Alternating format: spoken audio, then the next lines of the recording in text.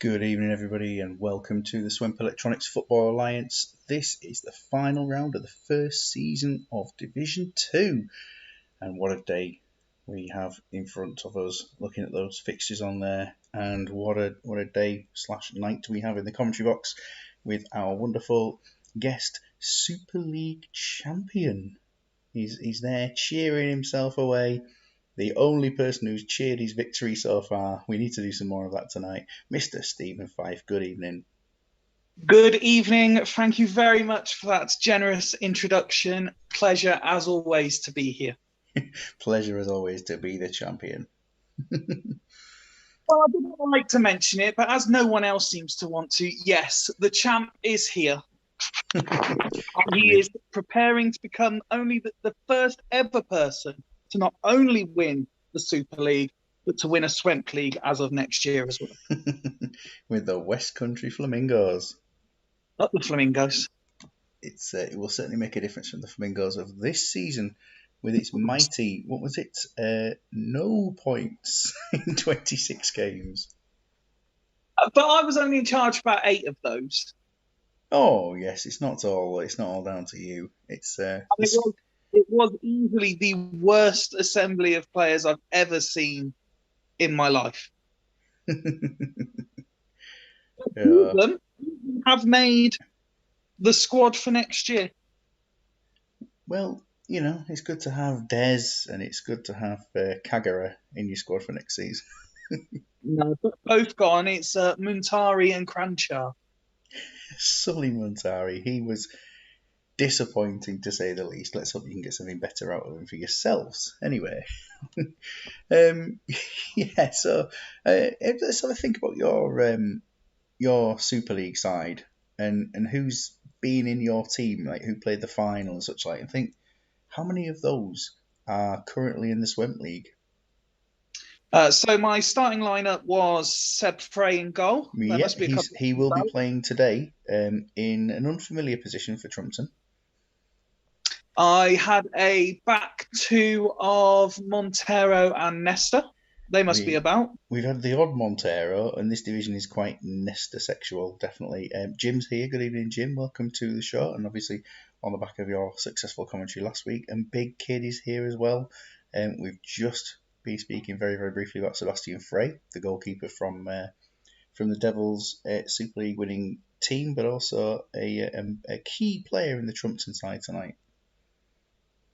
Then the sort of defensive wall I had was Devils legend Kieran Dyer on the right.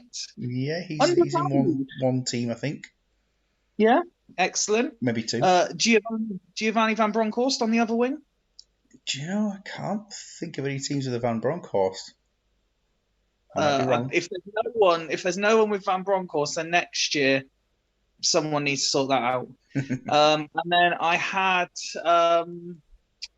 who did I have? I had Gravison and Big Bad Barry Ferguson as the two centre midfielders. Yes, we have a few Barry Fergusons around, and but in terms of Gravison, no one's had Grant Mitchell in the team.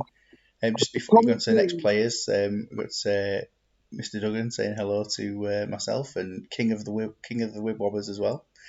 And he's still struggling to comprehend how Thomas Gravison still has Edgar Davids in his pocket. He's got big pockets there.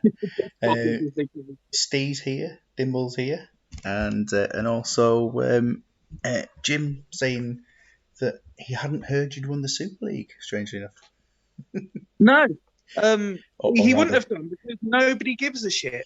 Because I won it, nobody cares. We shall see. Anyway, so carry on. That was your back, your 7. Then I had possibly the worst attacking midfield three ever, yet they still ran the Dragons to pot. I had Mido on the left. No Midos. No surprise to see no Midos. I had Kuehl on the right. There might be one or two Kuehls around. Well, yeah, there's definitely at least two, and I know that Steve's a big fan of Harry Kuehl. And I had... Who did I have? Who did I have in the middle? I can't even think. It was Emerson. It was Emerson, that's right, yeah, because everyone was like, why is the centre mid playing in attacking midfield? And I said, I know why. Yeah, And you had the then, forethought. And then the striker who is that good that nobody in, 28 Swemp teams wanted, Emil Mpenza up front. Yeah, no Penzas at all in the team. It's got to be in the league. It will be changing next season, obviously. There, Steve's telling you he cares. Duggan says that you didn't win the Super League. It was Penza, and and Steve's showing his love for Harry Kewell as well. Have you got the chat on yourself? Yeah, I can see the chat on the screen here. Yeah, I can see what they're go. saying. But yeah, he's right. To be fair, Duggan's right. I didn't win the Super League, the same as he didn't lose it. Oliver Kahn did. Yes, Oliver Kahn was not the most successful. It's got to be said for that performance. Yeah, I think Kahn is one of those goalkeepers who can play absolute world class football and then forget that he's a footballer at other times. He was awful in the last season for Dragons. Then this year, where they took it more seriously, I voted him for goalkeeper of the season, and he was superb right up until the final, where he decided to be shit again. Dimble's not going to tickle your belly again, he says, but he does care. And and Duggan says he hopes you've turned your phone on silent. I have. It's all on silent. So let's take a look at this league table for tonight that we have here.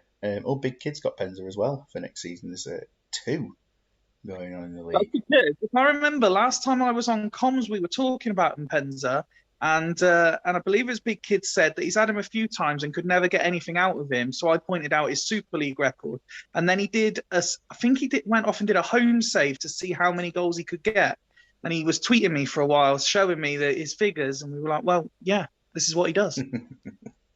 That is what he does.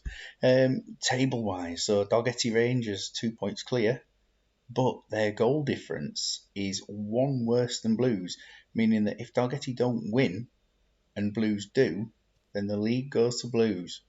And so it's very, very key. Even a draw isn't good enough for Dalgety at that rate. If I remember correctly, both have outrageously strong squads. So they were both likely to win it anyway. Well, there's a whole range of teams in here. I mean, you think about Really's quality of the squad. Trumpton, although obviously with the formation experiments, that kind of sometimes lowers the abilities. Roundhay, very strong. Stackington, no, but have done very well. Athletic, strong team, plus Michael Hughes. Radaby, whatever happened to them, we just can't work it out. 76ers, also a very, very strong squad. To see that one, wasn't it? It was the same thing that happened to his Super League team. No one can understand why they were so poor either. A clue. I'm not putting it down to bad management. I think this. But it is a contributing factor. I think it's been 52 games of bad luck for Steve this season potentially. A bit lower down the table, just lower down the table. Blues 3 points clear of Really, and the goal difference is such. I think there's 5 goals separating the 2 teams at the moment. So it would take a Blues defeat and a Really victory, and a goal turnaround for anything to happen otherwise there. If Really don't win, Trumpton could overtake with victory over Stackington.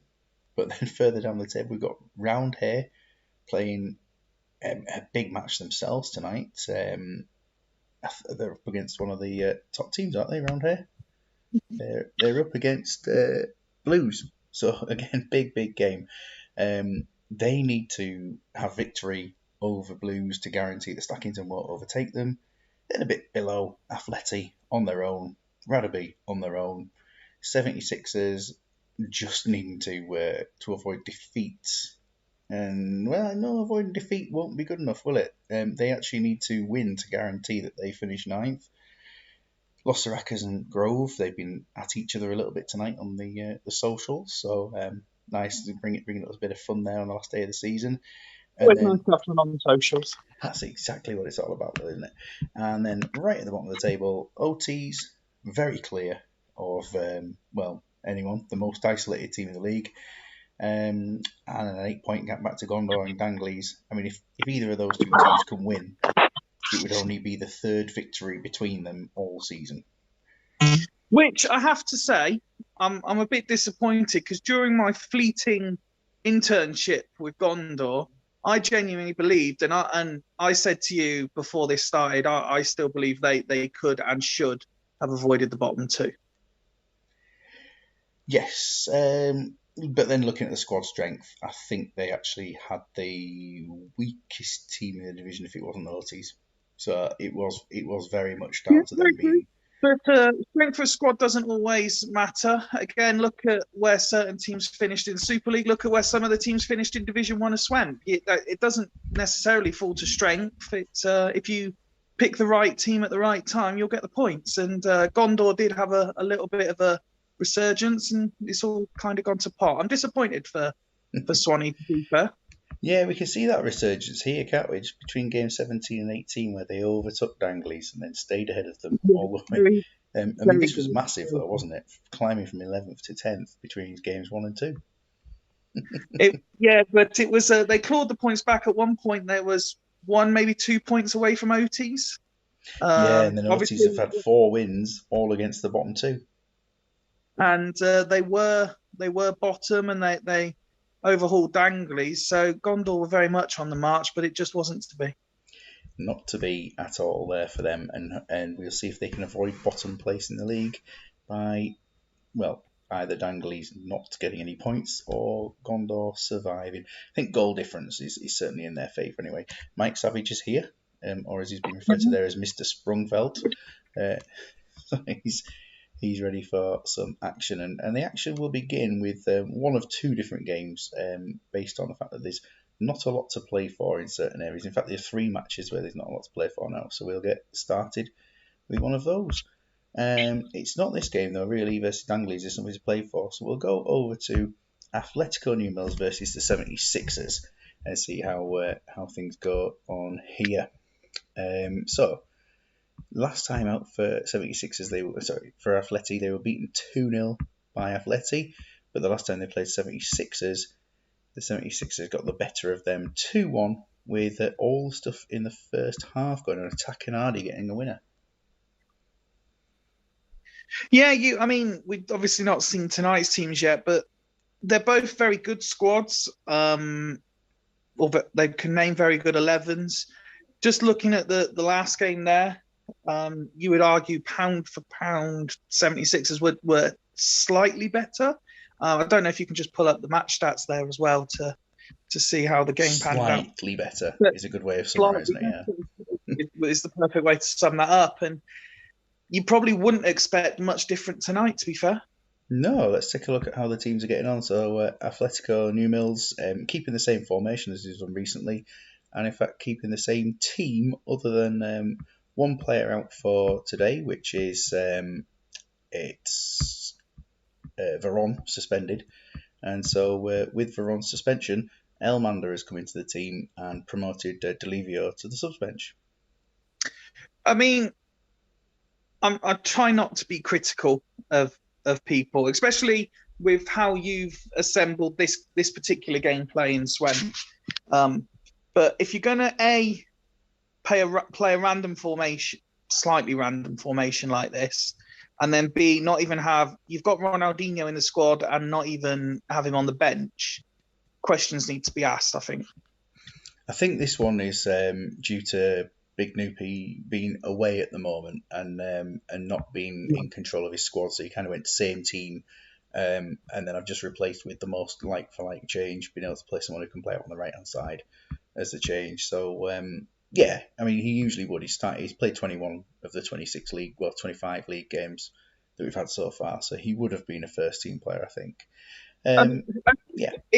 I don't mind, like, the creativity of the tactics in Swemp League has been fascinating to watch, but the randomness of the arrow play by certain people is what bothers me.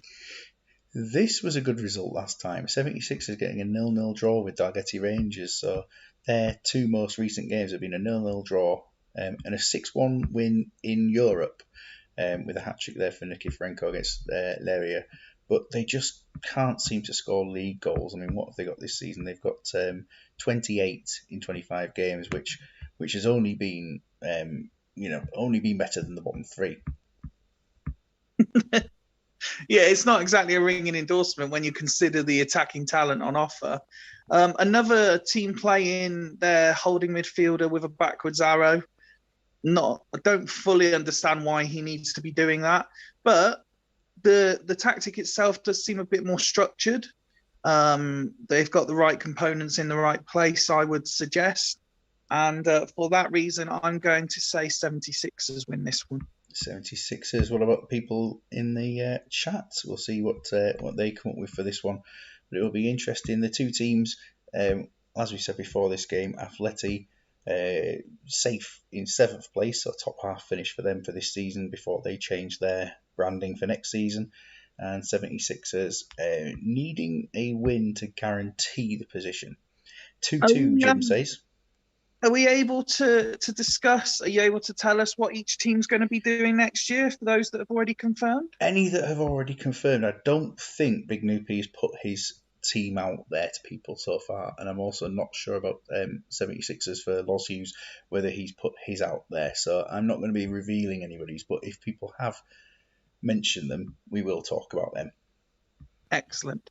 It's surprising. Yeah. I mean, you were saying at the start about that there's a number of very good quality squads in Division 2, and this kind of shows it, because in any other league, neither of these two would be like 7th and 9th. No, not at all. Not at all. Yeah, so we got Jim saying 2-2. Dimble saying Flamingos Arrows have been up there with the worst. Mike saying 2-0 Atleti. Big Kid saying Atleti 2, 176 on it. So 2-1 to the 76ers.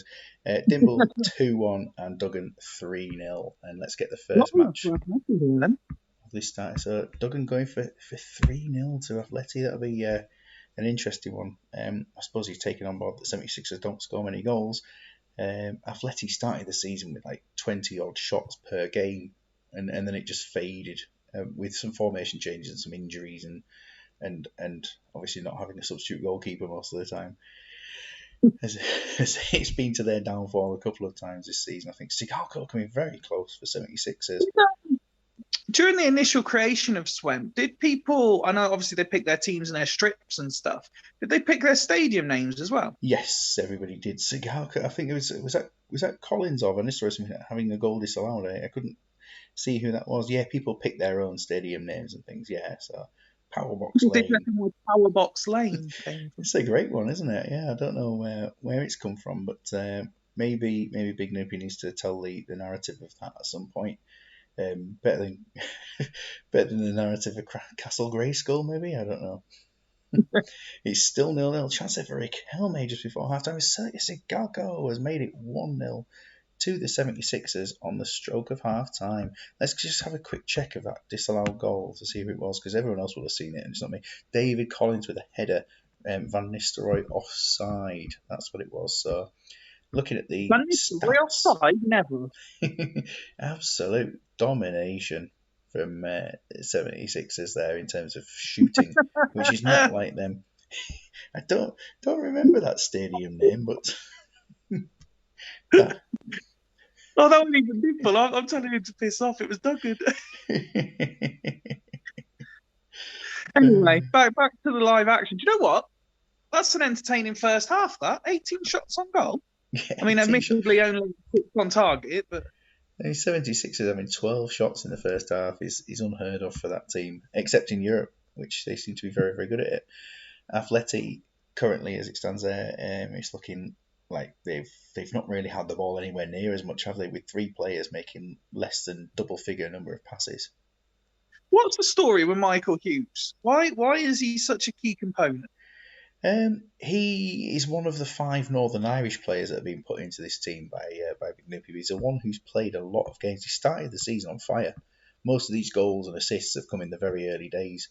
And that game where he got 3 assists in the cup was, I think that was probably about halfway through the season. So he had a good start to the season and then faded when the team faded. I think that's a good way to describe that. Okay. Yeah, he's still playing okay today. Rio Ferdinand having the best performance for the team, yet he's only put in 1 tackle. So it's all been in the air that he's been doing his work. Well, he's still doing the job. I mean, if 76ers are playing a lot of aerial balls, then he's doing his job. He certainly is. Although obviously now 1-0 down, but I mean 1 out of 12 isn't the worst thing in the world. No one's really putting in big number of tackles. Paolo Maldini's been a passing passenger, and Sigalko has only an completed end of 7 out of 12. season no pointer, isn't it? They're all just sort of cruising around. But there's a lot of step overs and It's got the loads of feeling of an end of season nonchalant, showcase. Yeah. nonchalant petulance going on. Substitutes for these teams always tend to be on 60 minutes, so we'll get ourselves to the 60 at this point and crack on with that. At this stage, it's been a quiet start to the second half, certainly in comparison with that first one. A chance again, Nesta's had a chance to score for 76ers, and we're coming to the sub time. Giggs is coming off injured after just having an attempt on goal. He's coming off injured. I feel really sorry for the man. Oh wait, no, I don't. Anyway, so that would be a Delivio change. Looking on here, it's just a straightforward Angelo Delivio to come on into there. Would you not argue potentially because they're losing that Hughes being a winger would be better suited being out there and having not when Solskjaer has the option. I would say that's probably where it is. I think David. Well, how else are we looking? Michael Hughes is looking okay. I'm just seeing if there are any other. David Collins with an injury, so that would be a Solskjaer change. I think that's where we're going to need that. Sigalko's on the bench, of course. Yeah, that would make sense. Don't worry. Go on then. We will. We'll do that. We'll do Hughes off, and that will allow for Solskjaer. Yeah, Solskjaer to come on to for Giggs. And Collins off for Sigalko, which would push, I assume, would be better at pushing Van Nistelrooy further back into the position where he plays for Stackington more successfully. I'm just looking to see if there's no other instructions. Subs on 60 for below. Yeah, no other subs will be made there for them.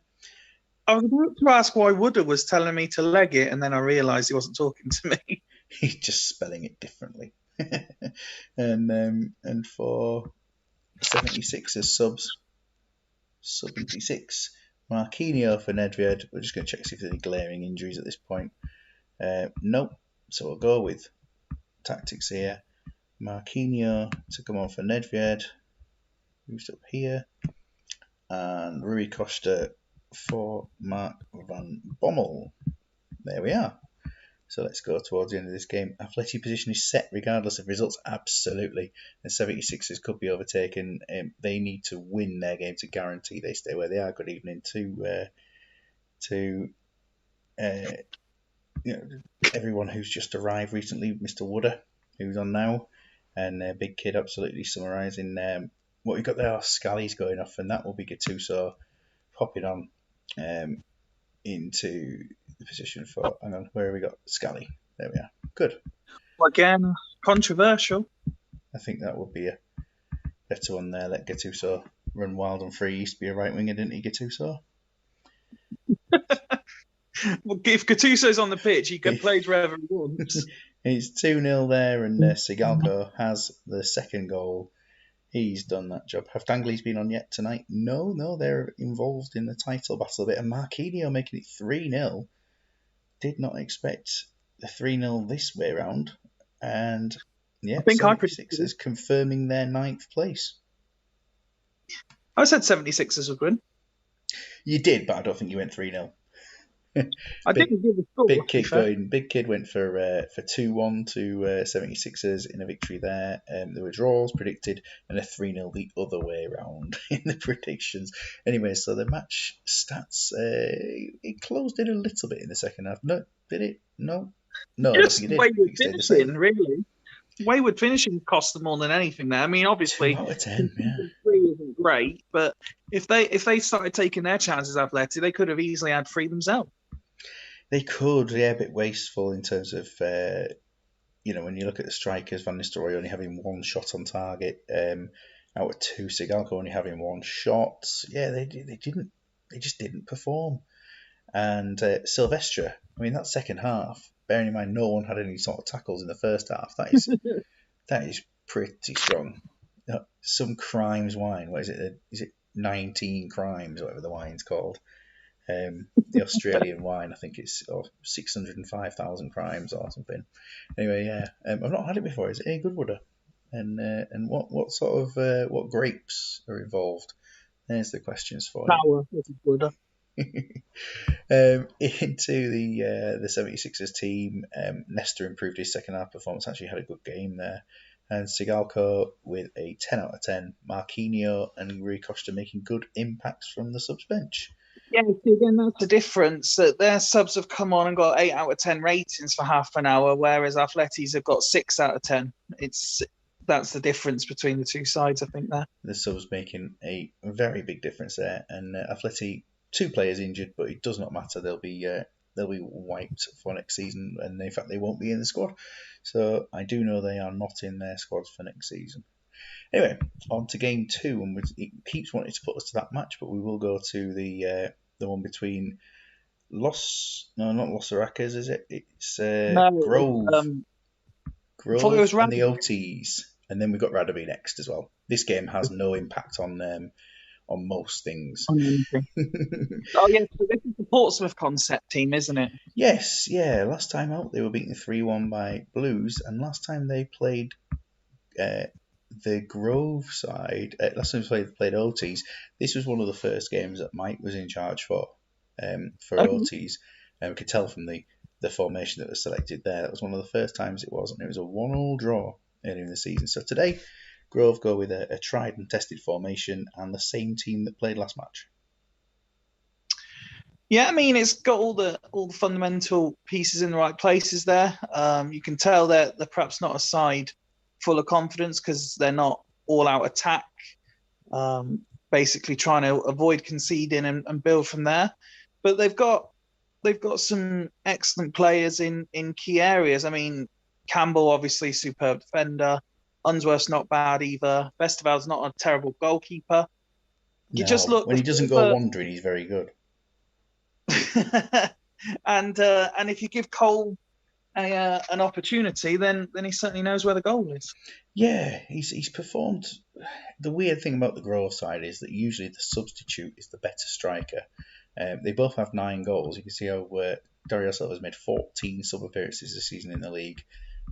Andy Cole's made 3. It's very interesting what happens with this team, and they have performed reasonably well. And this time around, away to OTs, who in the previous game got that 1-0 victory over Gondor in very late in the game, with the Adamidis goal, the first sweeper potentially to have scored this season from playing in sweeping position.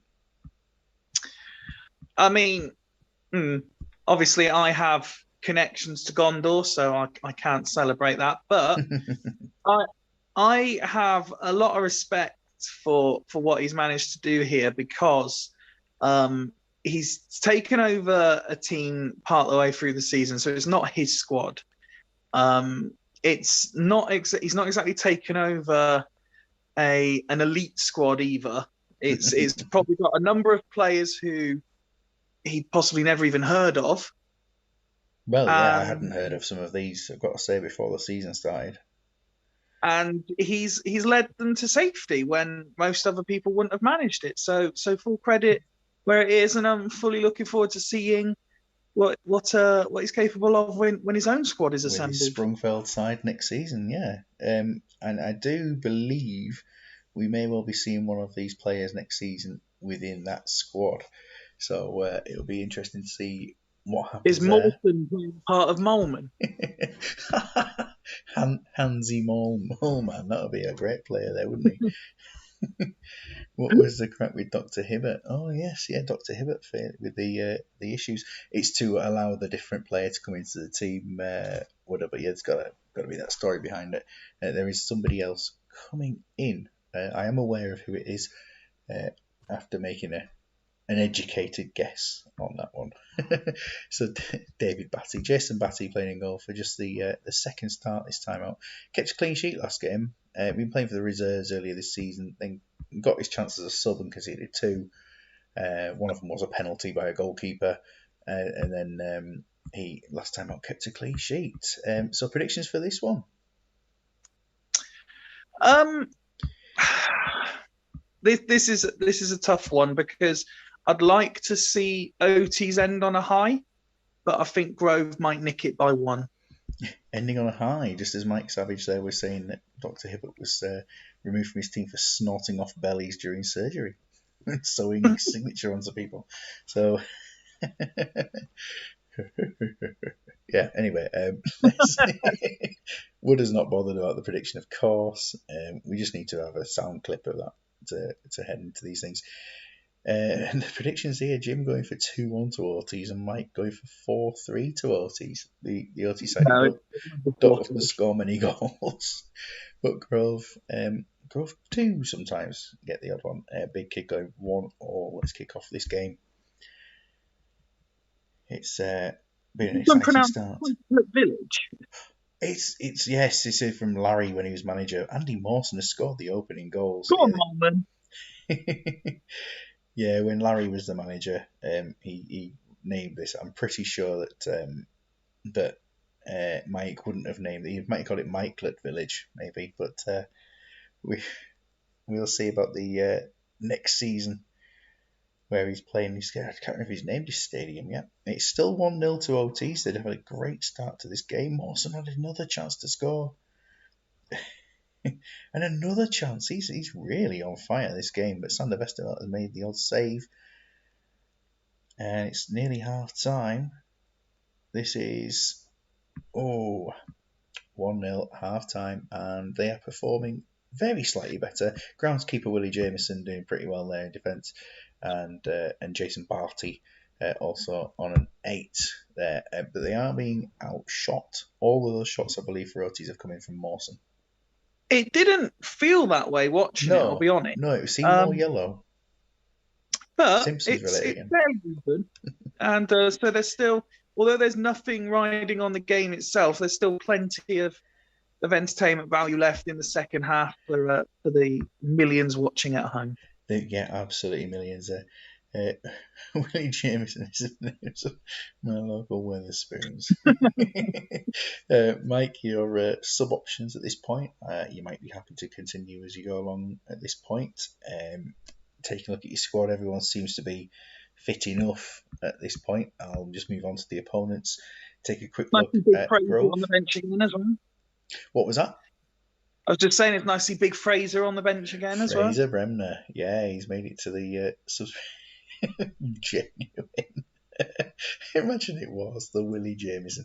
Nothing on 45. Yeah, that's fine, Mike. Yeah, Jameson and Aspin, 5 successful tackles each.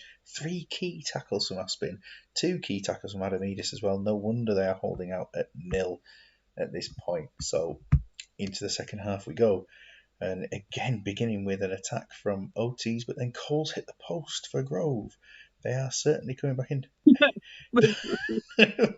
I don't want to research this because it's probably just, I don't know. Maybe he's a real player. Maybe a real player, a real pub tribute or something. Yeah, someone else can do the research there just to check, because I don't want to look it up and go, yeah, you had me there. But also I'd love to see a real picture of it. So anyway, Mike Jameson now on the pub guy is on a potential shin injury. It's amazing how that website keeps coming up there for you, Wooder.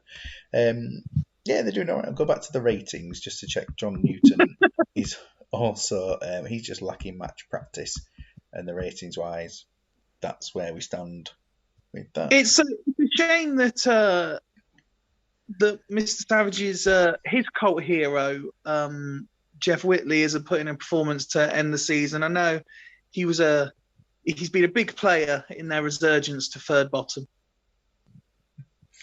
It is called the William Jameson, yeah. But with a slightly different spelling to both names, but yeah, the William Jameson. Lovely stuff. Yes, just waiting for Mike. At this point, yeah, Jeff Whitley. He's been one of his things is he puts in solid performances, but never seems to get the ratings. So the Breminator is coming on for Eliminator. for John Newton, who hasn't quite been passing it around as much as we had there.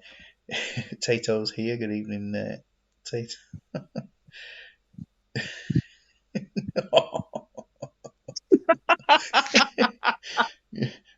That would be. I assume that that's been done many times in Sunderland before. I'm not going on either a Super League or a Swemp night out on New Year's Eve with Duggan, that's for sure. The Swemp League. That's what we need there. So I'm just waiting to see if Mike wants a second sub at this point. He may want to. He may want to give another player a run out towards the end of the season, or he may just be happy as it is. What I'll do is I'll go over to the opponents, take a look at how they're getting on. We've got a 5 for Cole. We know he's coming off at this point. And other than that, I think they will be retained. Well, if Lauren's injured, then he will come off at this point. 85%. He's got a knee injury, and he'll come off for Robert, and Finnan will switch over to the other side, as has happened a few times this season with them. No more changes for Mike, and we go into the last half hour of this game. Just a little good evening to Mash Mourinho, who's turned up. Yes, he always has to turn up during the games. Mawson has made it 2-0. And this is incredible from Hans Mawson. There we are. It's all good fun here. Who's been saved? I'm not saving him for another game or anything like that. But still 2-0. Good quality entertainment is apparently happening tonight. So yeah, it's late chances for Grove, and this is going to be the first win. The first win for Ortiz as against a team that weren't in the bottom 3. It just happened to be against 4th bottom this time. So well done to them. 2 consecutive wins at the end of the season. 2 consecutive clean sheets. And Andy Mawson is the man. Look at that. But again, another entertaining game considering there was nothing riding on it. You know, like all the games for who's going to finish first and second are going to be boring as hell when these guys got nothing to play for. The shackles are off and they're entertaining to watch. It has been very entertaining so far, and again up the batty as it was last time round for this fantastic Dimble. If you keep this down, you could have your own podcast one day. I don't know if anyone would want to listen to me without a screen to look at, but yeah, it could be the boring man talks or something. But yeah, anyway, Aspin 10 successful tackles, had a great game there in defence despite having a little bit of an injury. Potentially, or to be very tired. Jason Batty, a 9. Brilliant. Couldn't pass the ball, but doesn't matter. What an OT Jameson. Oh, dear me. Jesus Christ. That sounds absolutely... Well, that would be a happy ending, Mike. You're absolutely right. And anyway... Yeah, moving on to the next game, and it will be the Radaby match that comes up next of all. So let's move on to Radaby. So up against Gondor in this one. Let's see. Issues.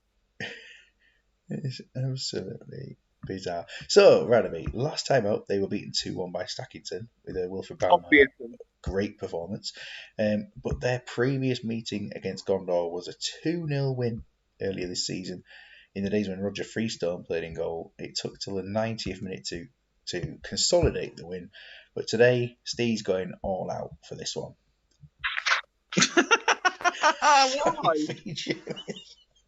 Why? Why? Did he think he was playing me or something? Did he forget that I've not been involved for weeks? What the I mean, He's done this because he's heard I was on comms and I always call him boring. So he's decided this is the only way to combat it. What a dick. It's quite the formation, but also if you combine your laughing at that with Duggan's latest post, then it works tremendously well.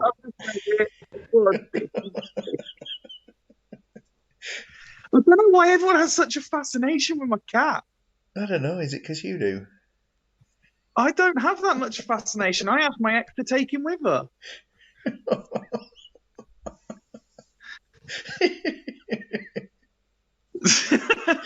Why are you laughing at that? That's terrible. I'm actually still laughing at the Fifey Jameson. Don't worry, I'm not laughing at that. Well, The whole thing's falling apart. This is not the standard of production I'm used to. No, this is Swemp. This is what it's like. Anyway, so Steve going with a 4 across the attacking midfield line. I mean, I'm surprised Veron's not up there, but he's kind of making that run anyway.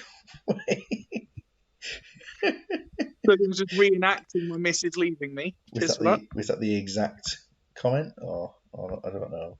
But, more or less, yeah. Anyway. Kewell keeps accidentally tripping Riquelme, and Veron scores a hat-trick of free kicks. That'd be quite a prediction for this one.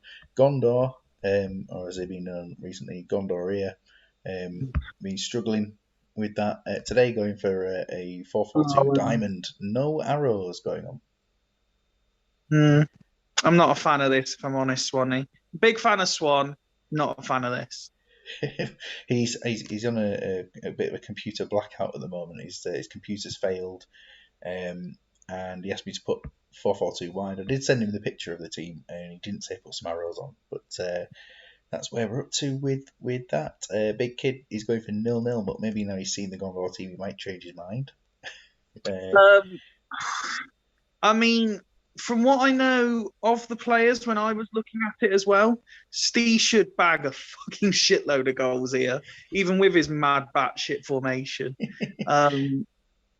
Yeah, but who is it that's just put in the comments? I want to Daniel. Yeah, Dan's comment. Dan has it. Shot Gondor 1-0 coming with the most boring tactic in the world against the most far-fetched tactic in the world. It's Big Kid's still going 0-0. Anyway, good evening, Dan. Welcome. We haven't had your game yet. Mike's going 6-0, and Wooder is surely bothered about this one because he needs to be bothered. If Gondor win, he needs to be bothered. Yeah, he needs to be bothered. If Gondor win, there's absolutely no chance of catching them. So anyway, Dimble has gone for that 3-0 with Veron hat-trick. Just throwing it out there. If Wooder somehow manages to make a Liverpool squad finish below a Swansea squad, then Alf Sleddersford really will be taking off. That away kick is fucking horrific as well. I forgot about that. It's it's not one I've seen many times this season. In fact, it must be the away kit. Yeah, it must be. I assume it's got the kind of Swansea / Welsh themed kit going on. It would be mildly amusing for myself if Steve lost this. I think Duggan's commented it would be like the 53rd and shittest game of his season. It would be quite amusing. But I can't see him losing this by any stretch of the imagination. They started very well, Radaby, with lots of attacking going on. Khan has managed to get his hand on the ball as Gondor made a rare attack going forward. Surely there's no shock, and David Collins has made it 1-0. I think they are safe from a shock this game, and they're just going to play out their 8th place finish in some comfort. Potentially. They've never made it easy for themselves, other than against Anglais, which they won, I think it was 5-1 recently. Crespo with chances there. Still not Crespo scoring goals. David Collins was up to a 9 at one point there. Kewell's on an 8, performing pretty well, those two. But no Veron free kick so far. In fact, Veron's having quite a quiet match on the commentary. It's 1-0 at half time, and I think Gondor came forward once. Steve's stadium name Steve Stadium name is the same as my fantasy league team name from last season. Just throwing it out. Well, Yeah, Gondor doing like old school Gondor things, absolutely nothing. Radaby. If I was still be disappointed, it's only 1-0. I know they've only had 4 yes. shots on target, but they've been absolutely dominant and not taking advantage. I mean, their squad is a million times better than what Gondor's is, so that's another reason to be frustrated. But yeah, the Radaby should be probably 3 up by half time and 7 up by full time. So the boring Steel label just carries on, and I am going to laugh when Gondor score an 89th minute equaliser.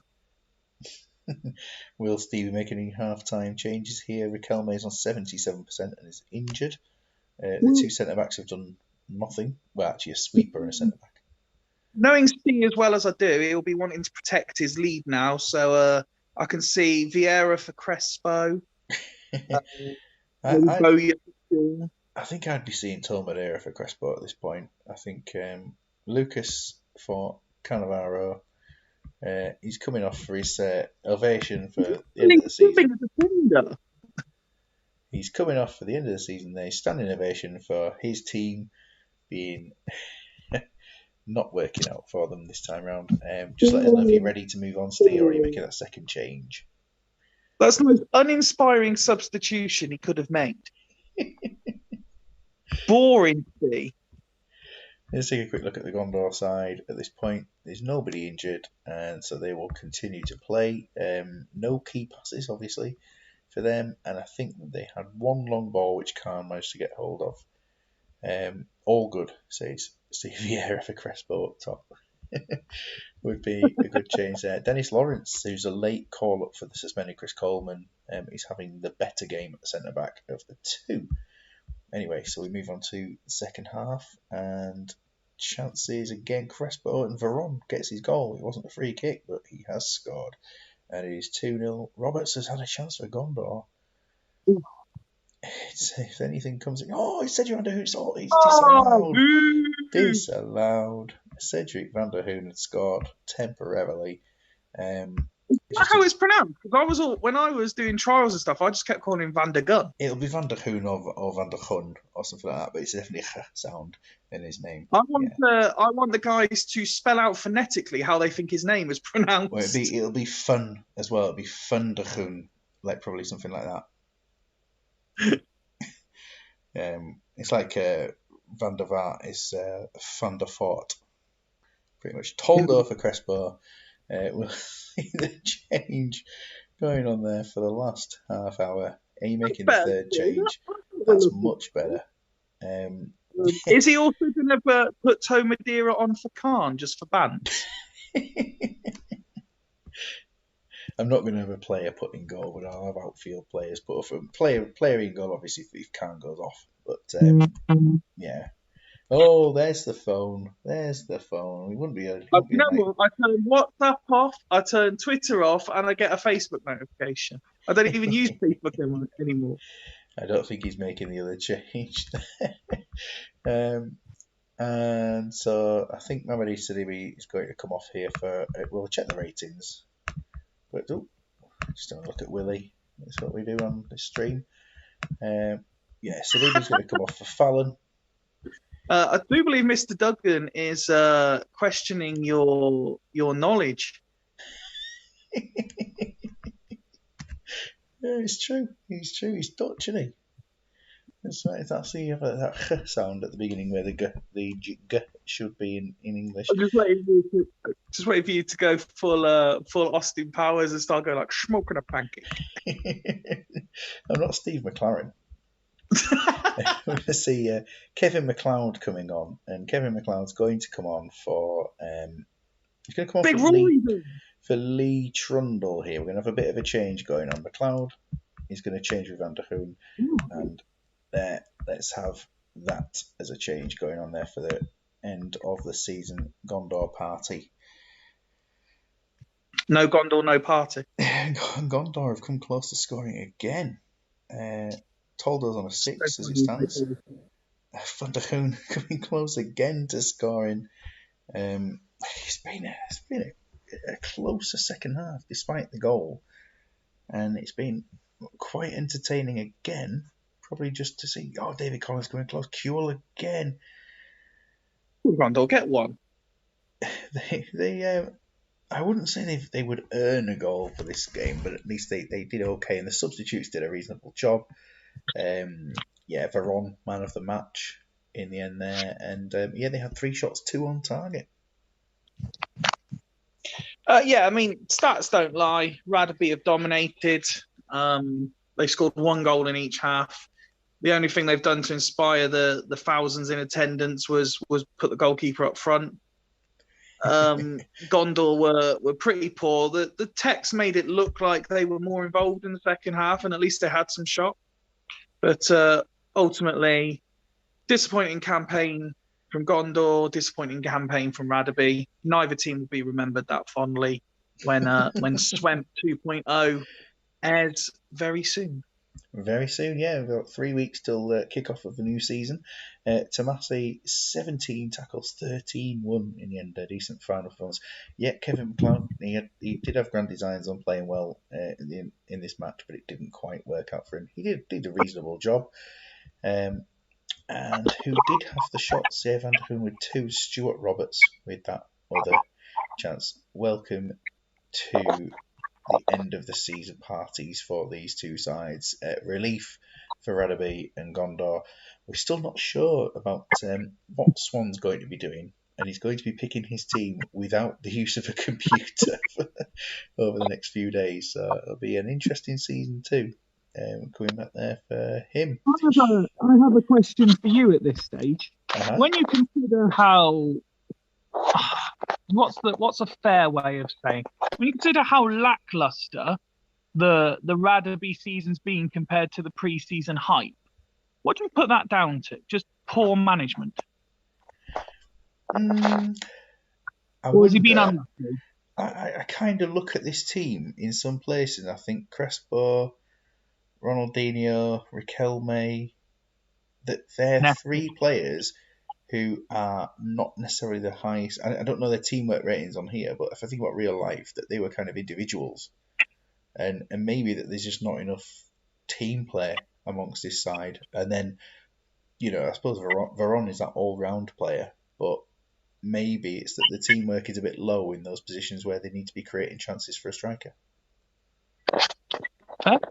I might be totally wrong. I could be talking nonsense. I might be just making up stuff like Van der Hoon and stuff, but who knows? Anyway, so yeah, it's nearly the best defensive record in the league. We'll take a little look at that, Steve, before kickoff there. But before kickoff of the next game, quick look on the Gondor side. Dennis Lawrence did put in the most tackles, reasonably decent performance there, and the substitutes did okay. So into the next match, is it this one next? We can have a little look at what's there. It probably would be. It probably would make sense to play this one next up. Yeah, this would put the pressure on Really, or put the pressure on Roundhair. So we will play this now. Best defence, it was 22, 28, 29, 31. The 4th best defence there, Steve. Going to Stackington, looking at Stackington for this season, 103 goals in their games. I think has only been bettered in any division by Flamingos, but the Flamingos did concede 100 and whatever of themselves. So, in fact, was it 103 conceded? How many did Dimble score on the last game? 6. Was it 6? Did they get 6? I don't know. Training. Looking at training there, which we obviously have absolutely nothing going on there with training. So the change for Stackington from the side last time out is that Milevsky, I think, is suspended. So Romoshenko's come back into the team. And in defence, Kamuna is out for Gamera, who's returned to the side. Other than that, the team is as it was last time for the 2-1 win over Rugby. I'm intrigued by your thinking. Generally, I'm in awe of your thinking generally, but for this particular tactic, I'm intrigued by your thinking. You've got one of the best supposedly one of the best strikers on the game playing attacking midfield. You've got a right wing back playing attacking midfield. Yet you've got one of the most highly sought after attacking midfielders playing centre midfield, and two players who are technically centre backs, but most people play them in defensive midfield at centre back. So yeah, it's a way of fitting everybody in. What else? I mean, without there's somebody else missing a bit further forward, potentially for this game. Oh, because of Nomilevsky, it has changed a few things around. Usually, I would have a gap on the right, Nikiforenko attacking mid, and Romoshenko centre mid, and Milevsky fitting into defensive mid. So that would make a few changes. But otherwise, I did say probably about 10, 12 games ago, I'm not going to play Van Nistelrooy up front. I dropped him from playing up front for that point. He's not played up front since. And he's doing a decent job. He's on just under 8 average rating. He's been playing absolutely fine. Mostly Yahya has been playing up front and has been quality. He's not scored in every game or anything like that, but he's been very, very solid. So let's have a quick check about this. Nikiforenko, full on 20 centre mid. He can play there just as well as he can play attacking mid. Agat can play attacking mid. It's not where people would traditionally see them, is the point I was making. Yeah, true, absolutely true. Volodenkov, in most games, I'd be playing him straight away instead of a few others. He's come in, but yeah, at the back, I've always played Njai as a centre back myself. But Said, I used to play him obviously defensive mid with a massive arrow, but I found that this season he's doing all right as a centre back, to be honest, and I've kept him in there. Let's have a little Van Nistelrooy banging in goals from attacking mid, and nobody can score up front for Los Aracas. Let's see. Anyway, into the next game. Last time these two played each other, it was 3-2 to Stackington, and that was sort of mid-season. A victory over Trumpton, who that game round played that formation. Oh my God. So let's have a look at what they're going to be up to today. Last time out, Trumpton beat Dangley's 1-0 playing that one. So the weird little web. But today's a bit more normal formation-wise. Why is Frey playing right winger? Oh, Frey and Duff are in the wrong positions. I'll just sort that out now. Yeah, I've done that in the wrong positions there. Thank you very much for pointing that out. I've picked them in the wrong order, so I will do that right now. Why is he outfield? Frey was superb last time outfield. That's where they should be, I believe. I am going to check for arrows just for that. He came on as a substitute last game, Sebastian Frey, and he came on and he got a 7 playing in defensive mid. I mean, the only thing I can really say about this is there's 1, 2, 3, 4 members of the Devils championship winning squad starting. So they're not necessarily starting where I would play them, but they're starting.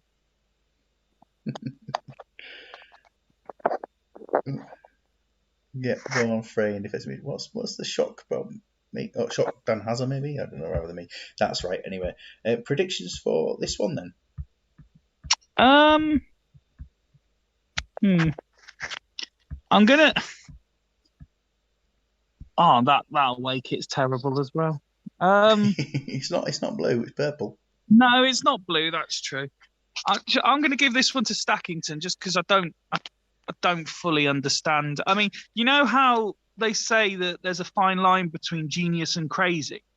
I don't understand the genius of Trumpton, so I'm going to back Stackington to win this one. Dan also going for 2-1 to Stackington. Jim going 2-2 on this one. Definitely Frey in defensive mid is something a little bit different. Mike's going for 2-1 to Trumpton. This is Stackington's last appearance in this kit, unless next season they need to play a third kit. It's moving to the third kit, as the home kit is now the away for next season. And the team name changes. Stackington's last game as well, yeah. This is Stackington's last match, of course. Yeah. There's only one player who could be playing next season who's in the lineup today, and it's Ulf Kirsten. A Frey hat-trick being predicted there. We need to pick up the speed of the games a little bit. I think we've got 4 matches to go, and we're an hour in, so we'll be speeding up the games a little bit. Oh, it was Duff who scored for Trumpton, has been disallowed. An early goal for them. It was looking pretty good, and Frey's involved. still for his side, just as he was last time. Good football from Stackington, but Yahaya's missed the target. 22 minutes in, this game's going pretty quickly, to be honest. And chances, again, Trumpton looking the more dangerous at this point. Yeah, 4 to go. We've been having such time talking about Willie Jameson.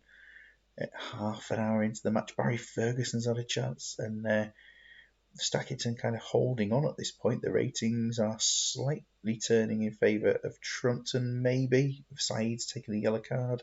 And there's Sigalko making it 1-0 to Trumpton, close to half-time. Hitting the crossbar, though, Stackington down the other end. And chances Yahaya's offside just before half-time. A yellow card for Romashchenko.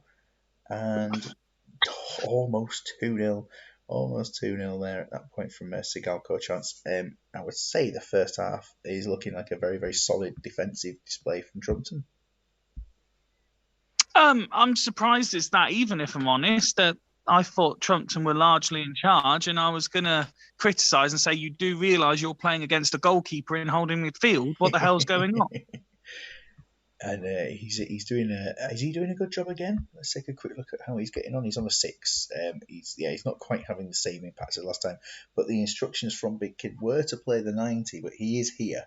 So obviously, if he wants to make any changes at, I know he doesn't make 45-minute changes, but I mean, let's see if he does want to at this point. If I was Big Kid, I'd be worried about the lack of goalkeepers on offer, and I'd maybe bring Costanzo on for Kennedy. Yeah, but I mean, taking a look at Bacajolo at the moment. He's on an 8 out of 8, so not many passes, but 100% successful with them. He's doing okay in that defensive mid role. Whereas for Stackington, there's nothing really going wrong with the side. I think they've just been nothing going right either. Yeah, it's been beaten by a better team at the moment, and I think both teams will go through to 60 minutes, as Big Kid confirms there. So pushing on to the second half, chances Van Nistelrooy's had a shot, and Kiotis making his debut. He's playing very well for Trumpton at the moment. Chance to Nicky Ferenko as well. Barry Ferguson has a chance for Trumpton. And another one, and Keem has made that save just before substitute time. So, a look at that, Barry Ferguson's having the worst game. Sebastian Frey's up to a 7. Well, fair play. Yeah, Sigalko will just be slightly his natural fitness is a bit lower, isn't it? That's the only reason why. I don't know, actually. His natural fitness could be anything on this game. It's a 0, but it's usually lower for him than most other players. Anyway, let's take a quick check, see if Big Kid wants to make any changes. I will just check Stackington while he's thinking. And we will see a couple of them at this point. Are there any injuries? Romashchenko's going to come off anyway, so that would make a bit of sense to do so. How to make this team different? Well, going to see Kamuna coming on for Romashchenko, and that will allow Saeed to push forward. And the other changes here, we will see Volodenkov coming off, and Ulf Kirsten will come on into a 2 up front. There we are. Costanzo for Ferguson. Costanzo for Barry Ferguson. Everyone's fully embracing this last game of the season, Lark. And Henri for Sigalko. Yeah, I feel like I'm not really doing this properly, am I? Barthez for Nistelrooy then, yeah? Yeah, I think that's probably going to be the change, to be honest. Nothing like peer pressure. Everyone else is bringing goalkeepers on. You feel you should. Yeah, I'll do it. We'll have Yahya moving back into midfield and Barthez up front. There we go. Who's going to be the first keeper to score tonight? I mean, there's 5 of them on the pitch now. I should have put Keem up front, shouldn't I? I should have put Barthez in goal, but I didn't, and I wish I could change it, but I'm not going to unless I get Keem, Barthez injured or anything like that. What we're going to do? Yeah, it would have made much more sense, Mike. It's 2-0, and it's Veron scoring the goal, and endless entertainment that we've had tonight, as it may well be, with 3 matches still to go after this one. We've just done quick analysis of this, and obviously the Thursday night show this week with the cup final will also be a kind of end of season review going on there. So Veron taking the man of the match performance there, and it just went to form, didn't it? In terms of they played better and they won the game. Don't think you can say fairer than that. They were marginally the better side on paper. They were marginally the better side in the stats, and marginally the better side by the score. Yeah, and that does put Trumpton up into 3rd place as it stands. So it moves over to Real E. Real E will be playing. When will they play? I think we'll play the Blues game next because Real E still have something to play for.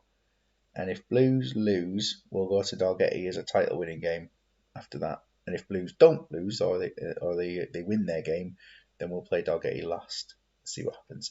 Anyway, so it's been pretty solid there. Decent performances all round. And Frey finishing on another 7. Costanzo with a 6.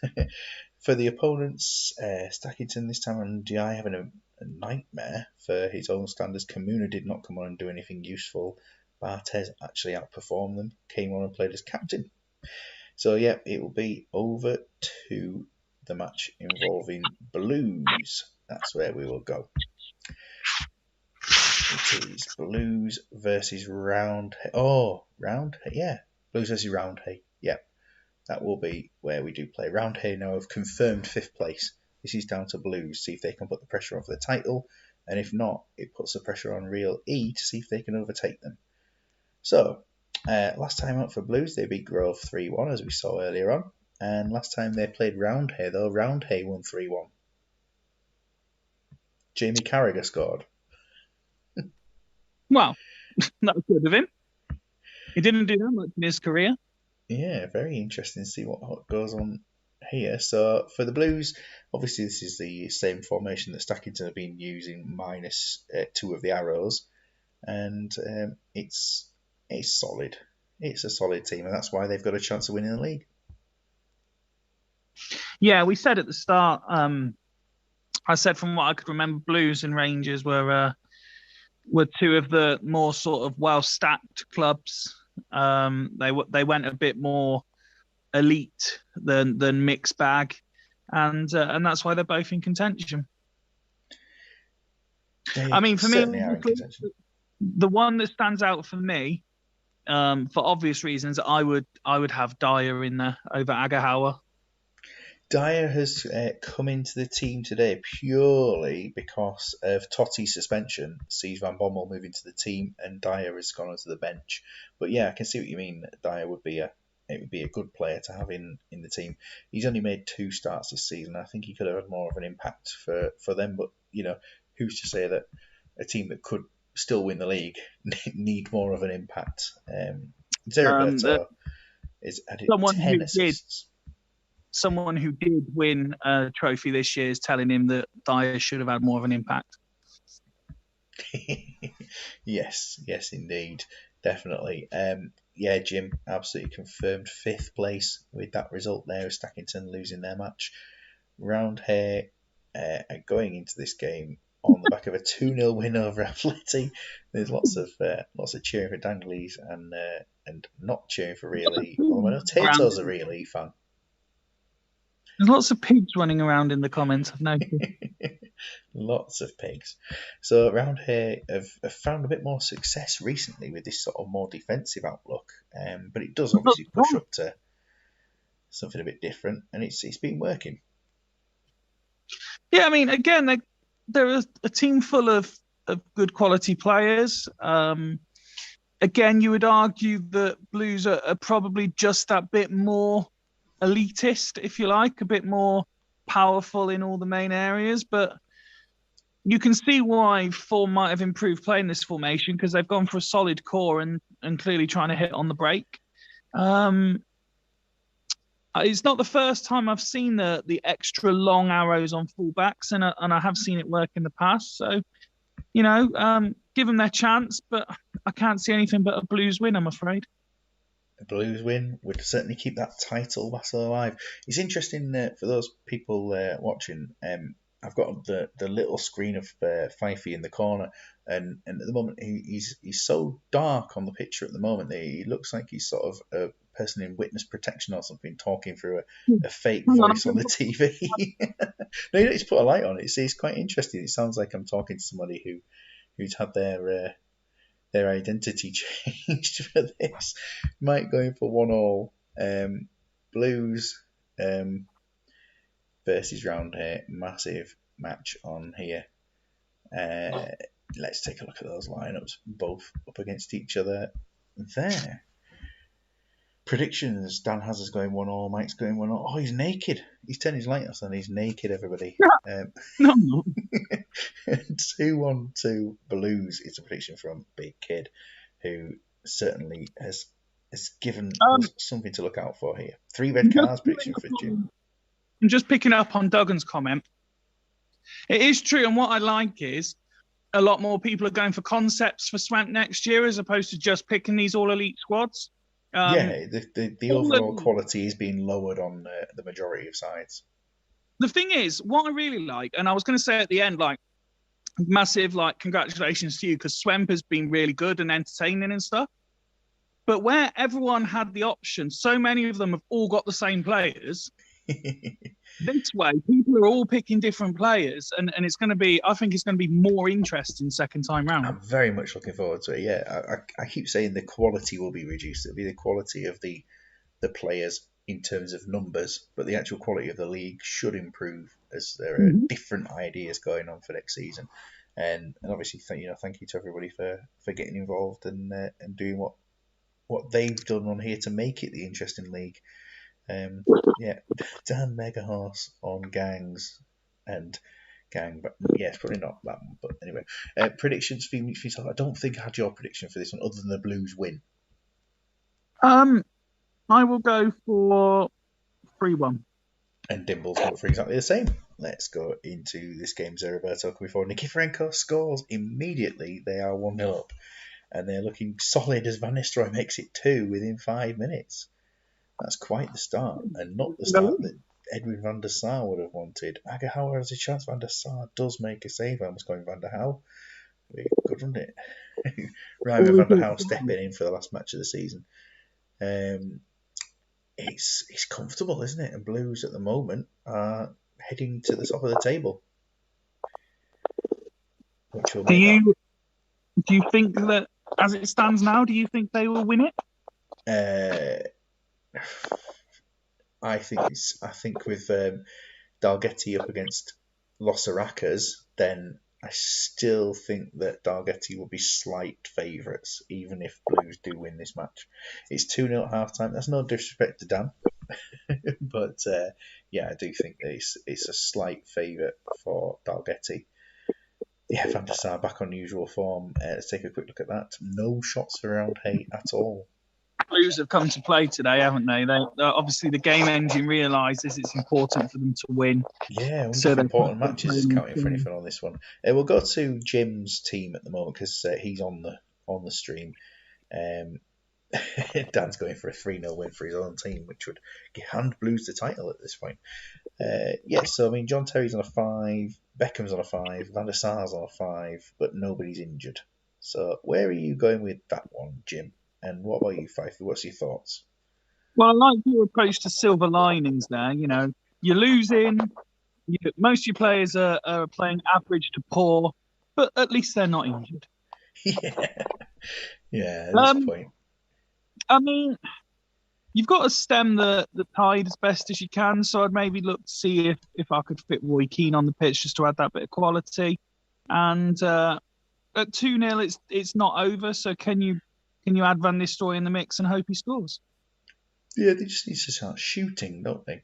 That'll be it. Roundhay having to go more attacking. Yeah, imagine he could. Oh, he's going. He's keeping it as it is. Big Kid was suggesting maybe going one centre back at that point, leaving the wing fullbacks and one centre back. And for the opposition, bad or tired at 60 is always the instruction with this, and nobody's playing badly, but Van Nistelrooy is probably a candidate for someone who's classed as tired at 60 minutes, as he's probably carrying some form of injury. Yes, his shin. He's going to need to be melted down for glue after the game.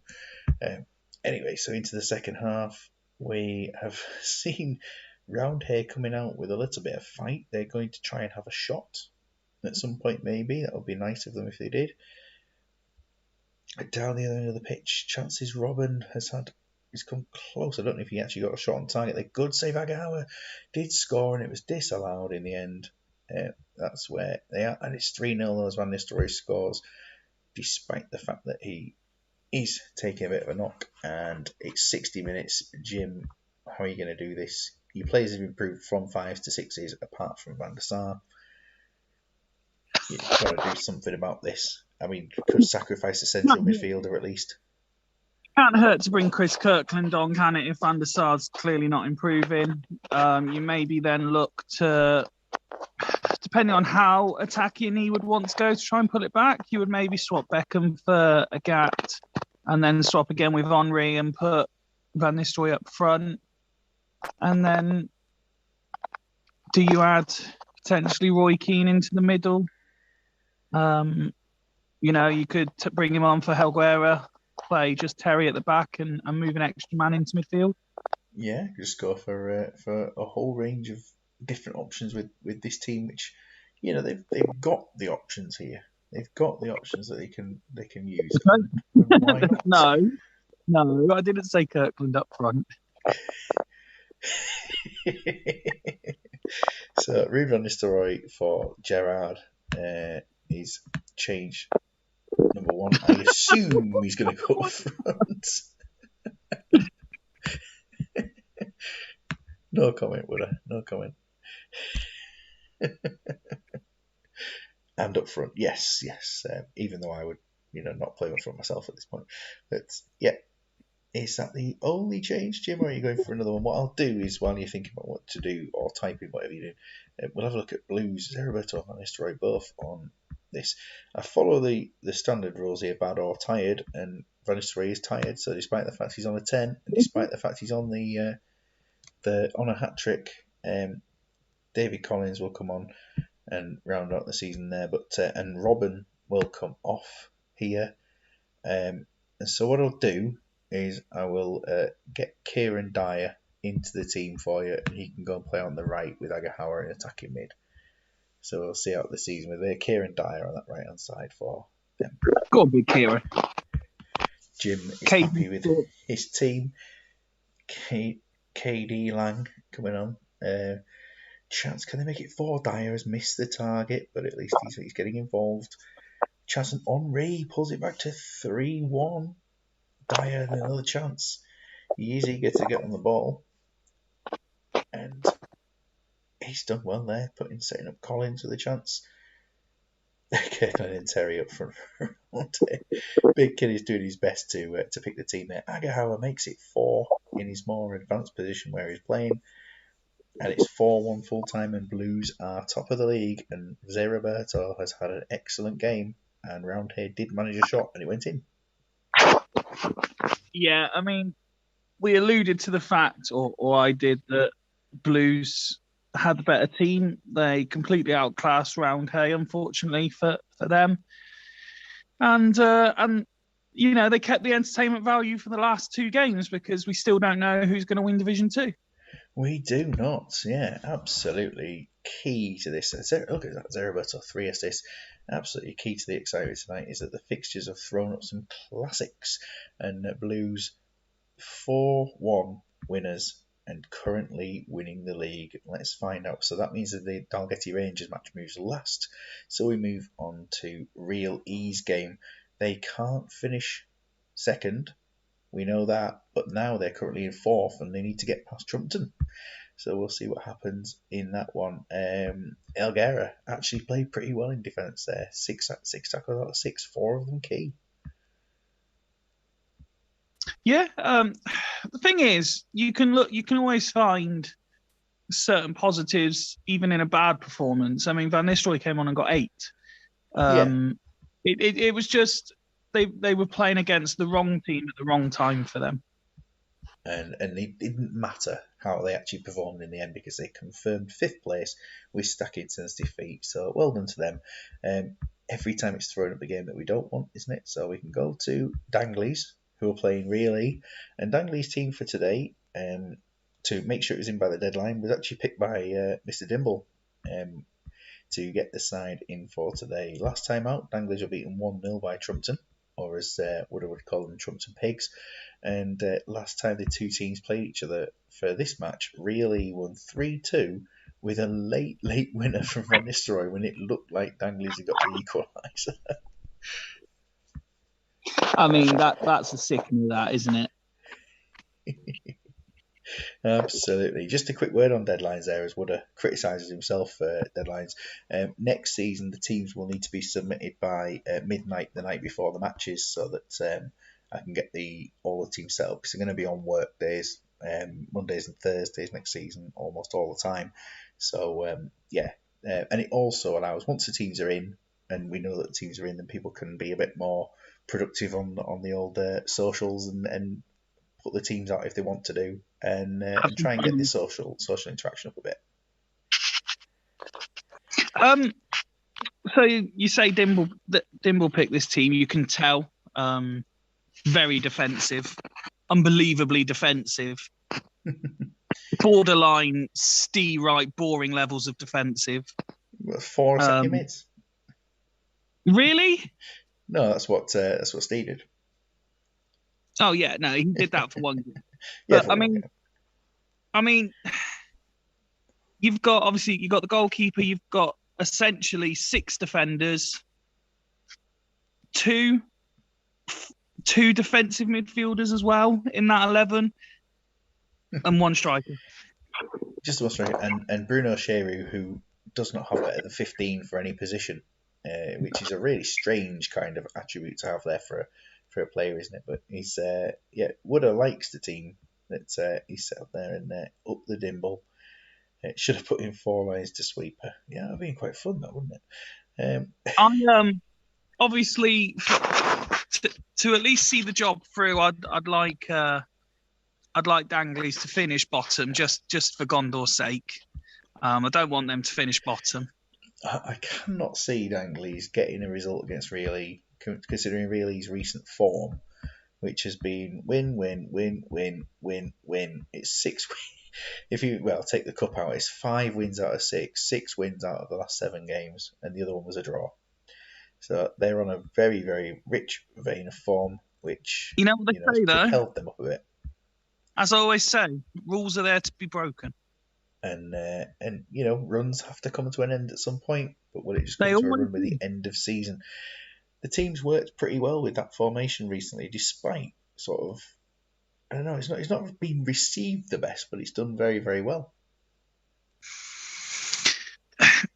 It's a weird one, this one, because they're borderline elite, but they've kind of gone next bracket down, haven't they? Like, they haven't got.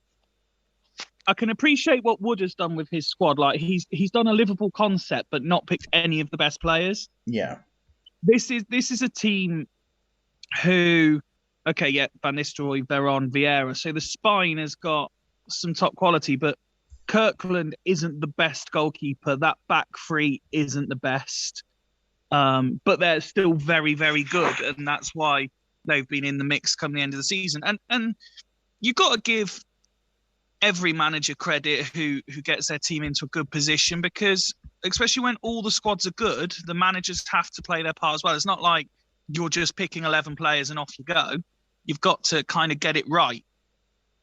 And again, if I allude it to Super League briefly, this is why Dragons were so good this year, because the team was right. They took it seriously. They put the right players in the right places. They kept it to a standard formula for the most part, and they were incredibly difficult to beat. Very, very difficult to beat, and only that one match where they conceded more than 2 goals, wasn't it? So let's have. Well, this is true. I mean, ultimately, if you can go a whole season without conceding more than 2 at any point until the grand final, you've done well. Very well indeed. He's not the biggest fan of real E. Anyway, so where are we up to? We're on predictions, of course. 1-0 to 1-0 to the away side from Duggan. I can see it being a low scoring affair because of how defensive Dimble's gone. He's playing for that point. But I'm going to say E win 2-0. 2-0 Dimble going 1-1 for this one. So we've kicked off the match, and it's currently, I suppose it's going to.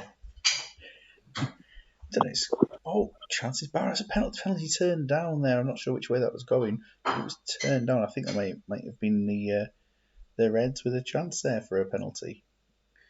It's 20 minutes in, still at 0-0, and chasing the game a little bit. Really, maybe the pressure is on them a little bit too much at this point.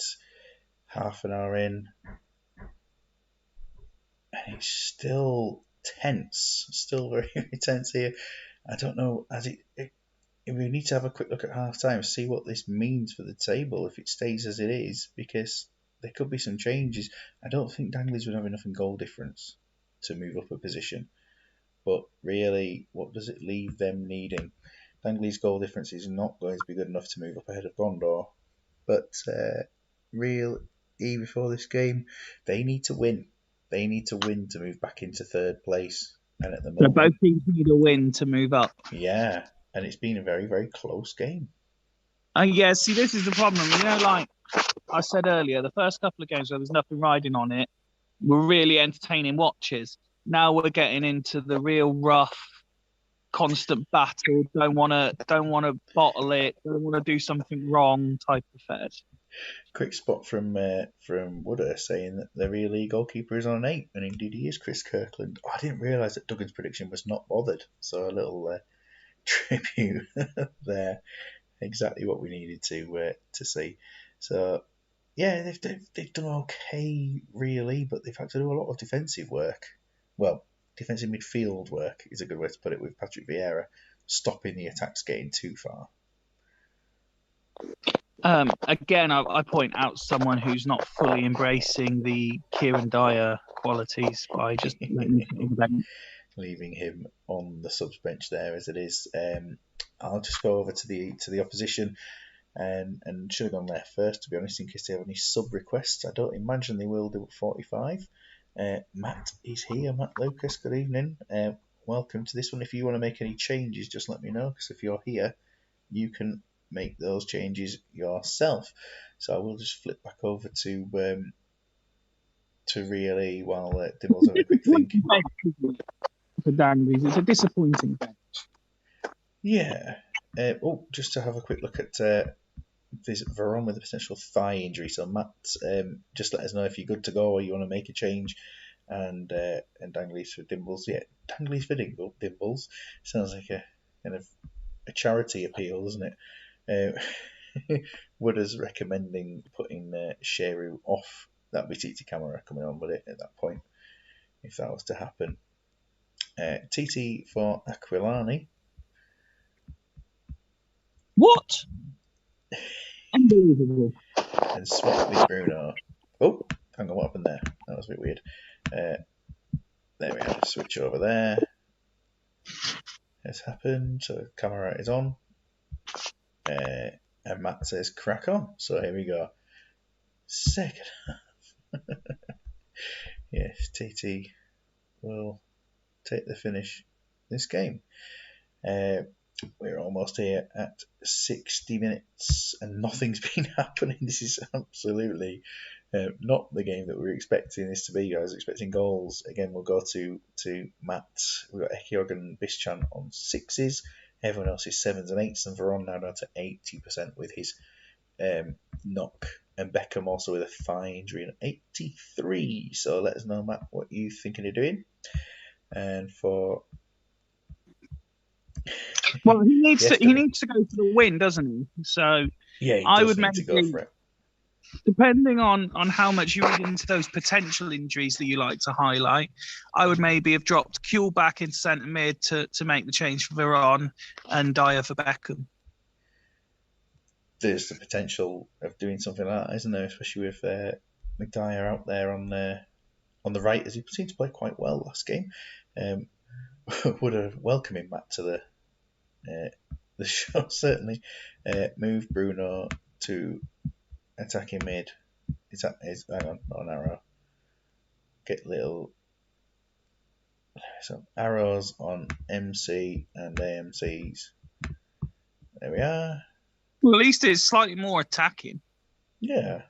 And any more changes for either or on here? I don't know if Matt's doing some thinking. Or he's upset by Wooder.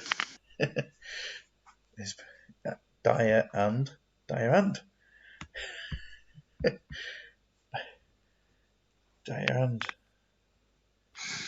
Saha. Let's see if we've got if these response to the same messages from before.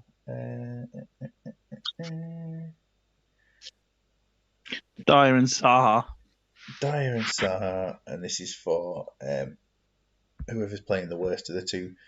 Both strikers are playing fairly well, aren't they?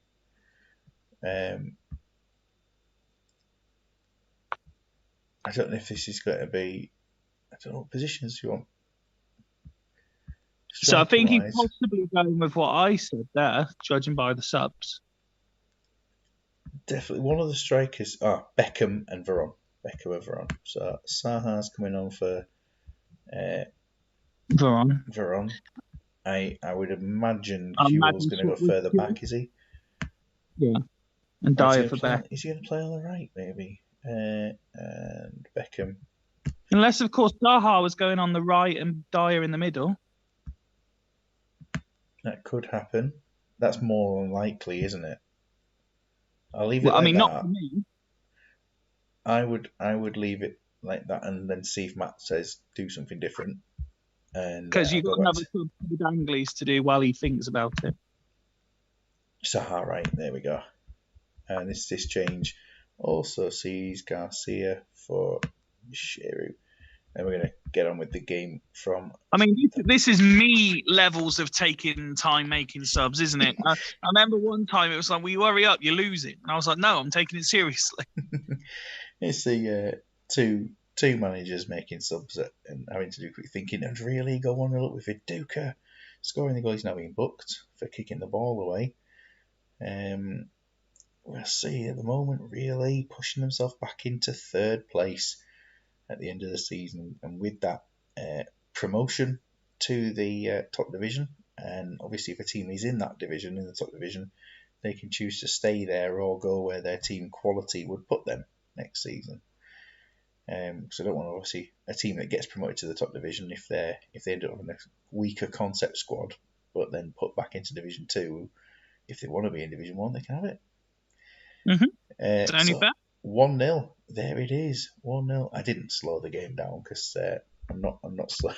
We're at 25-11 as it stands, and really there they are. They have won the game. They have moved third, and Dangley's back down to keeping themselves at the bottom of the league. Kieran Dyer came and played well. Well done, Gondor. They've avoided finishing bottom.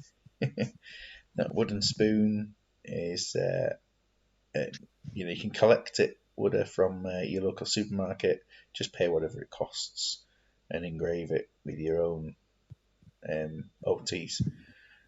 Be jolly good fun. Vieira had a decent game defensively, as we mentioned in the first half, and Van Nistelrooy made the assist for Viduka in the second half. So, yeah, inspired a new generation of Swemp teams, exactly. Danglies were quality fun in that first season, and a relief there for Mats as it stands. David Thompson did lots of jumping around, lots of throwing himself around, and didn't do much of it successfully. It's got to be said.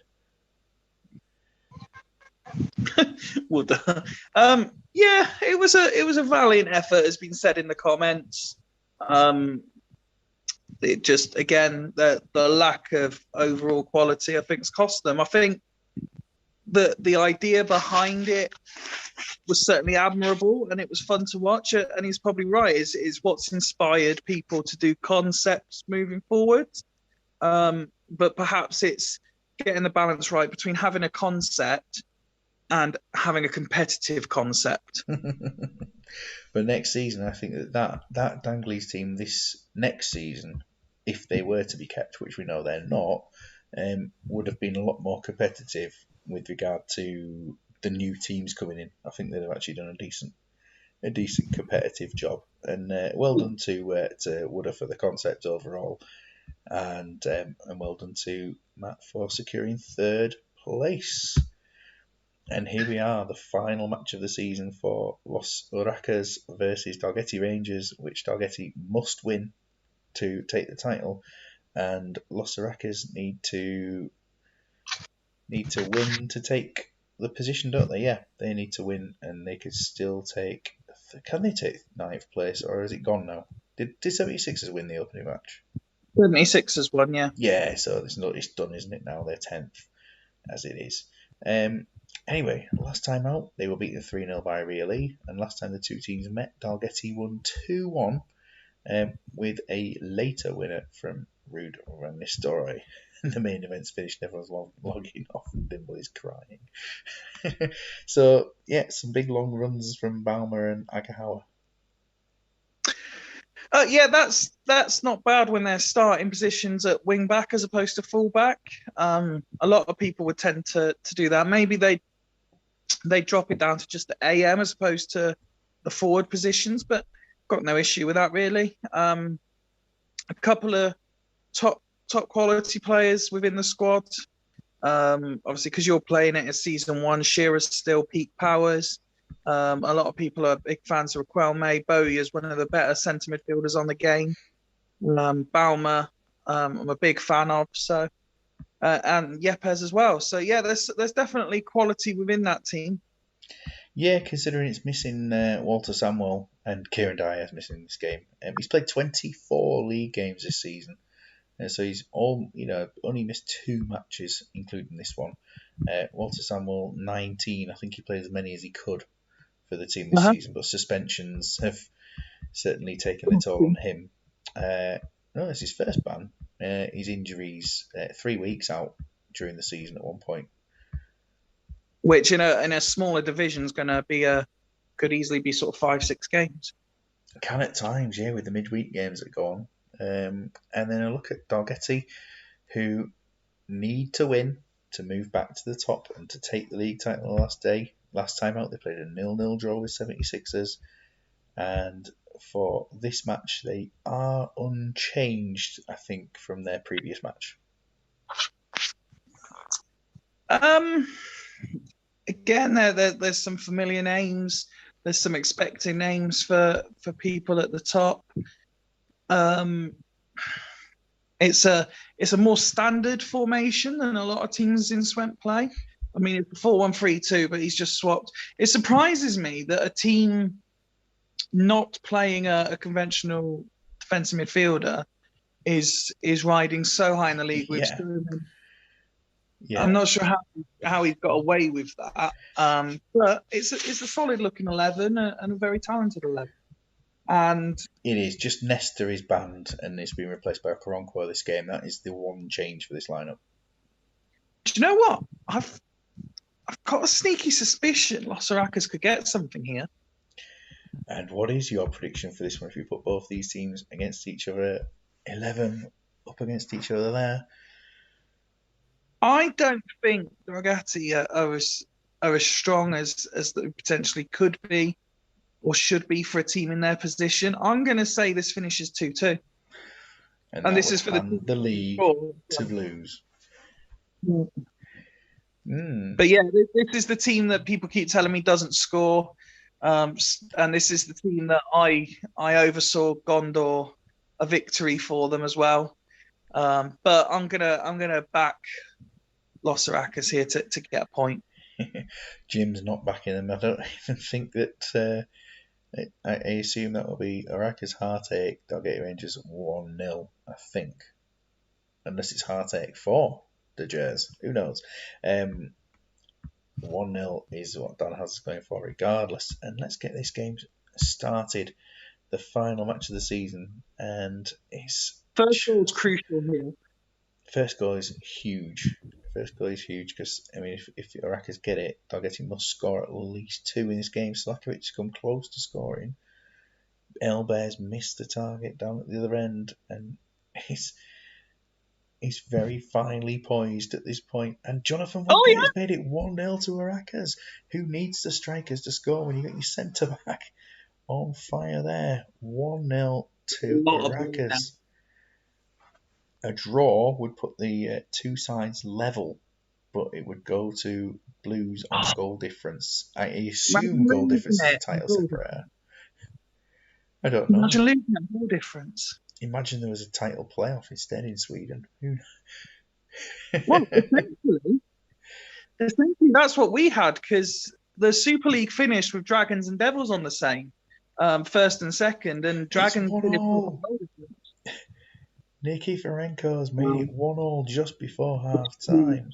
That is a big, big goal to go in at half time on. And Davy Batty was on an 8, but now he's not. Very close first half. Very, very, very close. I said I fancied Lost Rackets to get something here, and that's not changed my mind at all. They were deservedly ahead. Stats show they're well in the game, and substitutes could be critical here now. And there we are. Jim's just confirming there is goal difference in Sweden for the title separator. So thank you very much for that. Look at that. Woodgate, Yepes, Ronnie Olsen, the 3 centre backs, put 9 passes together out of their 10 attempted so far as a trio. If you're in his position here, are you chasing the win, knowing that it doesn't matter to you, but it does to someone else? Or are you, not overly fussed and just trying to play your own game? I think we wanted to get something to end on a positive note here. Slakovic off for Cliver. Yeah, he's going for it. He's going for the win. Slakovic off, Cliver on, and 2 up top. There was no arrow on the attacking mids where there were no arrows there, so we'll do that. Just let us know if you need any changes from that, Dan. And Dalgety, there's nobody on a 5, so nobody's going to come off for them. How's it looking for them? Totti's been quite the influence on the side. He's got the assist for the Nikiforenko goal. An arrow for him. Thank you very much. Rick Whelm. There he is. Respect. So Emerson's done the fewest passes, but that is as many as Iraq's back 3 combined. Go for broke. I love that game. Anyone else has that board game? Go for broke. You start off with $1 million and have to lose it all. It's a great board game. That same makers as Game of Life, but you're playing it to lose the money, not to get the money. Anyway, we are in the wait for the Swemp Go for Broke League, which will be coming to you very soon. We're getting close to sub times. Chances, I think that Dalgety trying to turn the screw here towards Black and white. that title. Elbear's put it just wide. Steve remembers the game. Superb. So 59 minutes here. You're only just older than me, Steve. What would you do at this point, Dan? Having a look. I mean, Davy Batty's on 86. Is he injured? He has a potential knee injury. And there is your ratings. For me personally, knowing that you have the flexibility of slight tactical tweaks, I think Los Caracas are very much in this to win it, but they need to be wary on the break. So the only thing I would maybe do wouldn't be a personnel change as such, but I'd drop Bowyer into defensive midfield alongside Batty and just put him a forward arrow on, like I've done with Barry Ferguson in the past. And just play an extra one in a big defensive line for a proper back 7 going on there. Having great forward. They're not worried about Newcastle contingent on the pitch. We've got 1, 2, 3, 4, 5, 6, 7 at the moment. So even the other 2 substitutes could go up for whoever they want to, if he does want to make any other changes at this point. I'll just pop over to Dalgety. We've got sixes at this point. So what we do in this team is we've never bothered to take the centre backs off, but Zanetti will be withdrawn here. He's on a 6, and so that will be Zauri, wouldn't it, as the change? And that is their one change, barring any big injuries. Nope, no big injuries. Lizarazu at 82 isn't a concern to Ross, as his usual subs go. So Dan, just waiting for you to do yours. Krabati off for Kerr and put them both at centre mid. Oh, this is actually dropping a. Not sure about that. Interesting. So leaving a hole here for the attacking mid to go into. At least I respect the fact he's going for the win, though.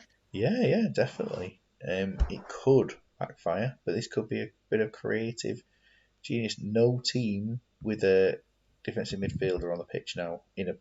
Apart from the left and right ones. Anyway, into the final third that we go. It's a trap. I'm going to slow it down. Let's take it down one notch for the last 15. We'll take it down a little bit here. It hasn't slowed down. It hasn't slowed down very much, has it? So let's do that. Oh, Frey's made the save here. It's been launched forward. Given manages to get hold of it. Send the ball out. Emerson with a chance. A good save from Shea Given. I'm watching it from Maracas stats for some reason. Let's watch it back into here. And Ashira has made it 2-1 to Los Aracas. Well, absolute scenes here as Dalgety now need 2 last 5-minute goals to get themselves the league title. And they're under pressure. It's a great save as Zagahawa went for something glorious. It's definitely been a lot more Aracas in the last few minutes. How have they not got a third? The chance here. Did Kerr get the assist? That's a good question. Alberto Van Nistelrooy's put it over the bar. And we're here in injury time. This is going.